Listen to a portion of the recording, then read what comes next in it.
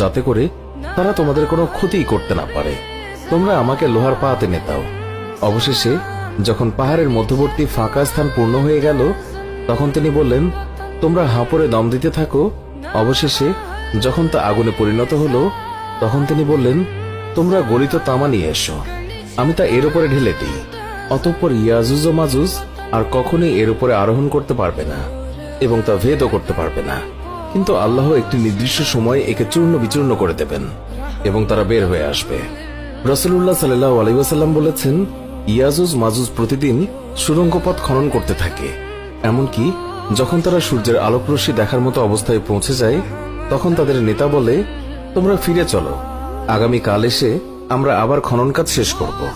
অতঃপর আল্লাহ তাআলা রাতের মধ্যে সেই প্রাচীরকে আগের চেয়ে আরো মজবুত অবস্থায় ফিরিয়ে দেন। এইভাবেই চলতে থাকে বছরের পর বছর। কিন্তু যখন তাদের আবির্ভাবের সময় হবে এবং আল্লাহ তাআলা তাদেরকে মানবকুলের মধ্যে পাঠাতে চাইবেন, তখন তারা পুনরায় খনন কাজ করতে থাকবে। শেষে যখন তারা সূর্যরশ্মি দেখার মতো অবস্থায় পৌঁছাবে, তখন আবার তাদের নেতা বলবে, এবার ফিরে চলো, আগামীকাল অবশিষ্ট খনন কাজ সম্পন্ন করব।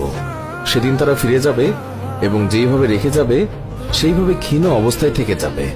আবার পরের দিন যখন আসবে, তখন কাজ শেষ করে লোকালয়ে বের হয়ে আসবে।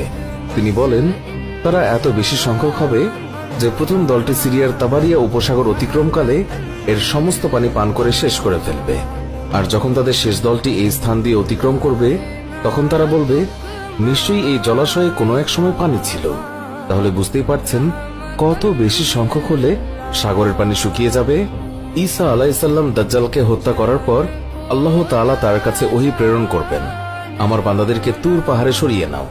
আমি এমন একদল বান্দা অবতীর্ণ করেছি যাদের বিরুদ্ধে যুদ্ধ করার ক্ষমতা কারোই নেই। তিনি বলেন, তারপর আল্লাহ ইয়াজুজ মাজুজের দল পাঠাবেন। আল্লাহ তাআলার বাণী অনুযায়ী তাদের অবস্থা হলো, তারা প্রত্যেক উচ্চভূমি থেকে ছুটে আসবে।